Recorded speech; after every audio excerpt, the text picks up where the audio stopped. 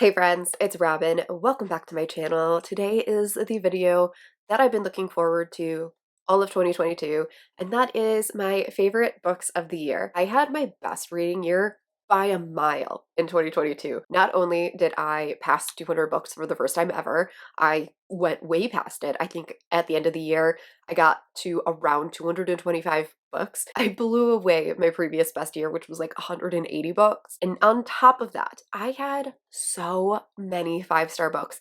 I think I had close to 40 five-star books, which is insane to me.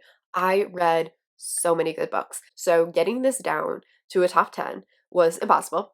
So I made it a top 15. And even at top 15, there are some books that I am so sad are not in this video. This is going to be ranked. We are going from a number 15 to my number one most favorite book. And it was so fucking difficult to do. It took a lot of iterations and I keep changing my mind. Let's get right into the list. I'm going to try and keep these as short as possible because we do have a lot of books to get through, but coming in at number 15 is The League of Gentlewomen Witches by India Holton. This is book 2 in the Wisteria Society of Lady Scoundrels series. I think this has a title, but I don't remember it. This is a really whimsical, funny fantasy romance historical series, and I have such a good time with the series. I'm so excited for book 3. This series is quirky and different and funny. I laugh so hard while reading these books. This is following this group of women. Some are pirates and some are witches, and they all have this magical spell that will allow anything to fly. And the pirates fly houses, and the witches fly themselves on brooms or whatever they can find. And they kind of have a rivalry, and this one in particular was a male pirate and a female witch falling in love, and it was such a good time. I loved it a lot. They're kind of like enemies because they're on opposite ends of like the magical spell. The writing is quirky and different and fun, and I love it so much. Coming in at number 14 is a series, and that is the Stay a Spell series by Juliet Cross. I binged the first, 4 books in the series in like the last couple of months, and I love the series so much. This is another one that is this amazing mix between humor and steaminess and swooniness, and I'm so obsessed with the series. This one is following our hero who is a werewolf, and he cannot shift into his wolf, and he starts hearing his wolf in his head, and he needs the help of a witch to help him break the curse so that he can shift, but wolves and witches do not get along, and so he needs to be really careful getting the help of a witch. And the series kind of goes from there. This follows a family of sister witches, and each of them gets a romance. And I really love how the world has expanded. We get vampires, we get grims, we learn a lot more about all the different paranormal beings, and it's so good. This series again makes me smile, it makes me laugh. They have such good romances, and I love all these characters so much. I've grown so attached to the series and this world and these characters, and I can't wait to read the rest of it. Number 13 is Lady for a Duke by Alexis Hall. I love Alexis Hall, and I think this might be my favorite historical of all time. Not only is this a fantastic historical romance, but we have a trans main character, we have a disabled hero, and it was fantastic. This is a chunky book. Alexis Hall can write a good chunky romance. It is worth every single beautiful pining page in here. These two are friends as children, and our heroine fakes her death so that she can like live the life that she was meant to live. The hero thinks that she has died, and he is not only grieving the loss of his best friend, but he was injured in the war, and now he is in chronic pain and he has difficulty walking. And then our heroine returns to him, and they reform their friendship and they fall in love, and it is so beautiful the way that these two love each other. The discussions that they have, the discussions that the author has through the story are so beautiful, and even though it is long, it is so worth it. Please pick this up if you haven't yet. Number 12 is Spells for Forgetting by Adrienne Young. This was Adrienne Young's first adult novel. This had all my buzzwords in it. It has a magical island. It is slightly magical, unexplained sort of magic. The island is kind of sentient. There is a second chance romance in here. There is mystery and secrets, and I loved it. Not only is this premise amazing, but the writing in here is stunning. I'm so glad that Adrienne Young is now writing in the adult age range because I feel like her writing can really shine in here, and this was so beautiful. Like I said, this has my perfect type of magic because there's no rules, you don't really get to learn about the magic. There's no magic building or anything like that, but the island itself is slightly magical. I loved the romance in here. Our hero is returning to the island to bury his mother, and no one wants him there. And it is him rekindling his romance with his one true love, and it was fantastic. I never saw the mystery part coming. I kept thinking that I had it all figured out. There were so many layers that I did not see coming, and it was fantastic. Number 11 was a bit of a surprise, and it was a surprise for me as I was making this list. I didn't think it was going to be on here, but it was. That's Culty by Mariana Zapata. This was my first Mariana Zapata, and it will not be my last. I loved this romance. This is a slow burn romance between these two soccer players. Our heroine is a women's soccer player, and she's kind of at like the height of her career. And one of her coaches is kind of like this superstar soccer player who ended up leaving the league because of injuries. And he is very grumpy and very grouchy about it. And everyone hates him because he is not kind to anyone. It is their enemies to friends to lovers romance. And the slow build of their relationship was so fantastic. You really watch these characters start to warm up to each other and then become friends and then become more than friends and then eventually fall in love. By the time that they get together or right at the end, you believe in their love so deeply because you really got to watch them fall in love, and it was so well done. And the ending, oh, it was so worth all of the pining through all what, like 600 pages of this book. Coming in at number 10 is Before I Let Go by Kennedy Ryan. Oh, this book hurt me. Oh my god, this book broke my heart. I read this while I was on vacation, and this probably wasn't the best vacation book. It is definitely not, it is not a beach read. This is a heartbreaking emotional story, and I loved it. One, Kennedy Ryan's writing is unparalleled. No matter what she is writing, it is always stunning, whether it's a novella or a novel. And the way that she crafts her characters and her character dynamics, it's so fantastic because she really explores some different types of relationships in her books. And in this one, we are following this recently-ish, I think they've been divorced for like 2 years, but they had this really epic love story. And something tragic happens in their marriage. It kind of forces them apart. Our heroine is grieving a loss, and she is really falling into this massive depressive episode, and she realizes that the only person that she has enough energy to save is herself. And I thought that was such a beautiful exploration that Kennedy Ryan took, where this person is a mother and a wife, but at the end of the day she could only help herself. That was all she had room for, and because of that her marriage suffered. And it is their second chance romance as she is healing from her trauma, and as her ex-husband is healing from his trauma, and as they are coming together and slowly falling back in love. And it was so beautiful. This has good co-parenting in it. This has a fantastic second chance romance. This has beautiful depictions of mental health. It was handled so expertly, but major trigger warnings in here for one, depression, and two, loss of a child and miscarriage. So if any of that is a trigger for you, I would proceed with caution with this one because it does go into detail and you really get in the head of this heroine. But if you can handle it, it is handled so beautifully. Coming in at number 9 is the only book that I don't have currently, and that is the Bergman Brothers series by Chloe Lees. I finally started the series this year, and I ended up binging the entire thing. I have completely fallen in love with this family. This is definitely a series that like grew on me as it went. I really liked books 1 and 2, but I think I gave them like 3.5, 4 stars.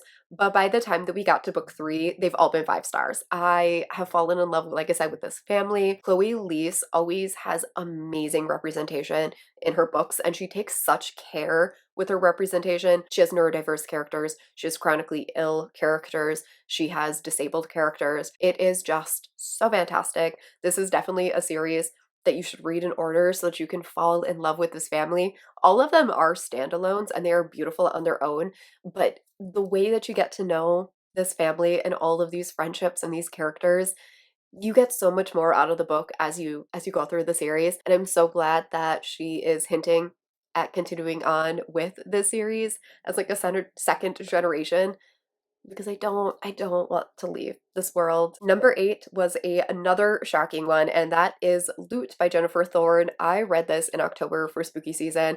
I think I got this as an audio arc, if I'm remembering correctly, and I binged this book in one sitting. I could not stop listening to this book. I put the book on and I think I walked around the house just going, "What?" My jaw dropped so many times while reading this book. This book is a fantastic folk horror, and we are following this heroine who moves to this island after getting married, and this island seems like a sanctuary. And nothing bad happens here.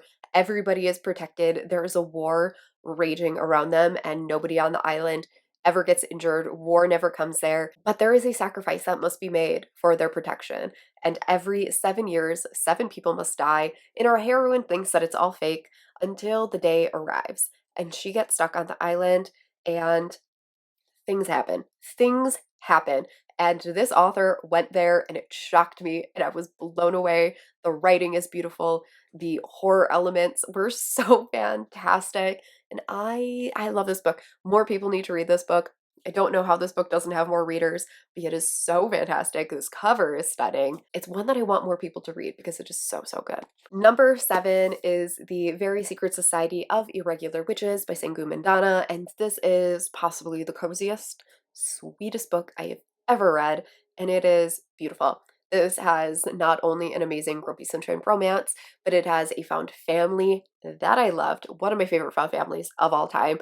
This also explores family and friendship and just all the different types of relationships that a person can have, both platonic and romantic. And I thought it was so well done. We're following our heroine who is a witch, and in this world, witches are kind of all alone. They end up losing their mothers at some point in their life, so all of the witches are orphaned. And you are not supposed to really be around other witches because it will cause magic to pool in that area and bad things can happen. And so, because of that, witches are very isolated, and our heroine desperately wants relationships. She wants to be around people and get to know people, but she doesn't want to befriend people who don't understand her because then she can't be herself. But she also can't befriend witches because they can't be around each other too much. And she ends up getting reached out to by somebody who sees her YouTube videos and agrees to teach these 3 young girls how to control their magic. There is a grumpy librarian, and she falls in love with the girls. She falls in love with this librarian. She falls in love with all the people that live here. And she also gets to know the person that adopted her. And it is a beautiful, beautiful story about relationships and finding love in all of its forms, and I adore this book. A very different tone coming in at number 6 is the Salacious Players Club series. I binged this entire series and I love it. This series is so steamy. It is so fantastic and sex positive. This all surrounds these characters who own this sex club called the Salacious Players Club, and this is each of their romances. Each of them has kind of like a kink in it. I loved all of the sex positivity in here. Sarah Kate really goes into how kink shaming and the like negative way that society views sex, and I really appreciated those discussions and the kind of like averting expectations, and this was done so well. I loved all of the kind of like forbidden romances. In this one, it's an ex-boyfriend's dad, which is my superior trope. I love the ex's parent trope, and it is something that I want to read more of in the coming year because I love it every single time. This series is sexy and steamy and just wins my heart every single time. I was so sad when I finished the series, and then Sarah Kay came through and announced 2 more books, and I am so, so excited for it. Number 5 is probably my favorite fantasy at this point, and that is A Fate of Wrath and Flame series. Right now there are 2 books. I have already read this book 2 times and I'm already planning my third reread, and I love it. This is my current favorite fantasy romance series. It is so, so good. Again, very similar to what is kind of already out and popular in fantasy romance, but I think that K.A. Tucker's world building and character building and relationship building is just superior. I love this magical world because it's kind of like a parallel universe. So our heroine grows up in the real world and ends up getting transported to this fantasy realm, and she is kind of stuck in between trying to do what she wants and do the gods' bidding, but she might not be able to trust the gods, and it is an enemies to lovers romance with a prince, and there's vampires, all kinds of secrets and manipulation, and I love it. I think this series is so addictive. Like I said, I love the way that K.A. Tucker builds this world because the heroine is just thrust into this world, and it really puts you in the mind of the heroine because you are experiencing all of this for the first time with her. And so it doesn't ever feel info dumpy, and it really allows you to relate to the heroine. I just think it was fantastically done. She made so many smart choices in here, and the romance of this one isn't insta-lovey because she actually is in the body of a princess that like betrayed the prince. The chemistry between them is so palpable because he already fell in love with that princess once, and so he already has an attraction to her, and it is them like falling in love with each other's as like people and not just a physical relationship. I absolutely love the series. Book 3 comes out next year, and it is already one of my most anticipated releases of the whole year, and it doesn't even have a cover yet. Wow, my white balance just like went crazy. The top 4 are, I think they're very obvious. I think you probably know what my top 4 are. They were very, very difficult for me to order because all of these all of these are all-time favorites. This top 4, in all honesty, depending on the day and what I'm reading,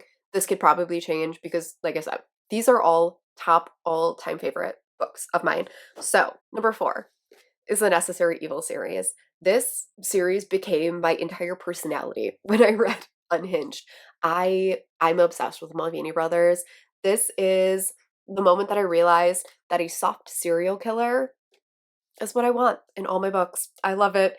I love a good puppy dog, soft serial killer that he just wants to protect his love interest. All of these heroes are so possessive. They are all psychopaths. They're all adopted brothers, and I am utterly in love with the Mulvaney family. Each one of these is one of the brothers' romance, and the family is growing book by book, and we're almost done with the series, and I am so sad about it. I am part of Andy James's Patreon, and it sounds like there might be more. So hopefully there's more. I'm not ready to leave this family behind. This is my favorite serial killer romance of all time. It's my favorite psychopath romance of all time. It's one of my favorite series of all time. Number 3. It was so hard to put this one at number 3 because this is my current personality, and that is the Criminal Intention series by Cole McCade. If you've been here for any length of time, you know I talk about the series in almost every single video on my channel. I talk about the series all the time over on my Instagram. This is probably the book and series I've pushed on the most people, and I'm constantly tagged in people finally picking this up. And this book deserves that. It deserves all the hype. It deserves all the readers. This is so tragically underhyped and underread, and more people need to pick this up. This is a detective romance series, and before you click away thinking you don't like detectives, I don't care. Trust me, this will change your mind. This is an MM romance between these two characters who are part of the Baltimore Police Department, and they get put on the same case, and they reluctantly become partners, and it is a slow burn romance between the two of them. This has some of the best representation in a book I have ever read. The entire cast in here is insanely diverse. I know that there's a lot of books in the series, and I'm not even halfway through, but I'm going to cry when I catch up to the series.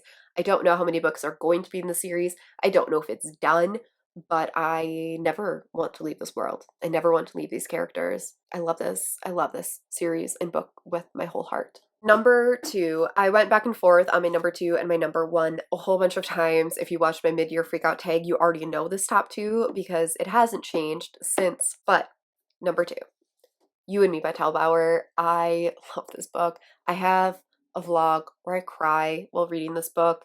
It is one of my favorite families ever.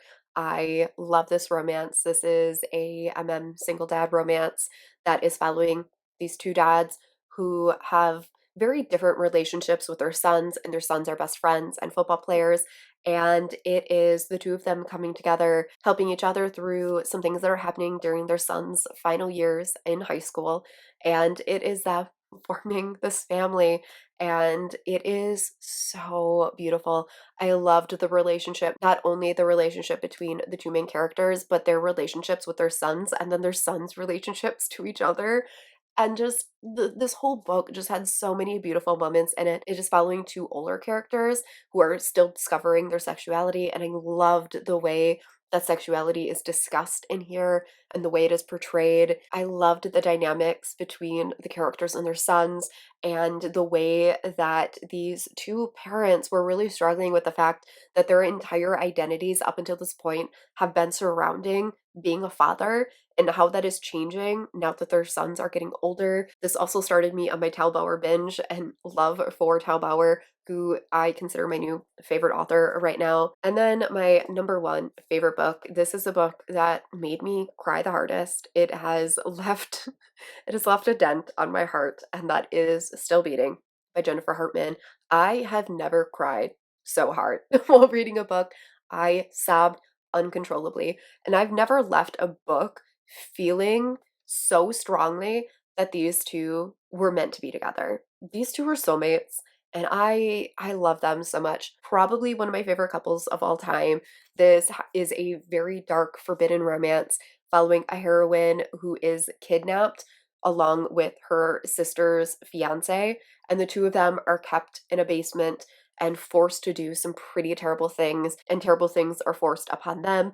And through all of that, they come together and kind of form this very intense bond.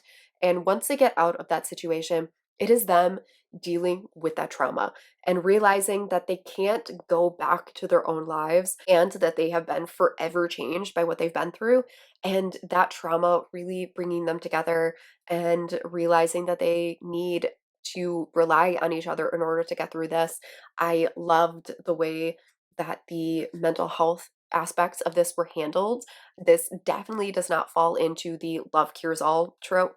I loved the way that these two worked through their trauma, not only together, but separately. And I thought that was so fantastic. The way that they find their way back to each other in the end. Oh, it did things to me. And whenever I think about this book, my heart hurts a little bit because I just love it so much. So it's had to be my favorite book of the year just because it did leave such a strong emotional impact on me. So that is it. That is my top 15 books of the year. Like I said, there are other five-star books that I read this year that I absolutely loved that didn't quite make it onto this list. But in the comments, let me know what your favorite book of the year was. I would love to know. If you've done one of these videos, please link that down below as well so that I can give it a watch. Thank you all so much for watching, and I will catch you all in my next video. Bye.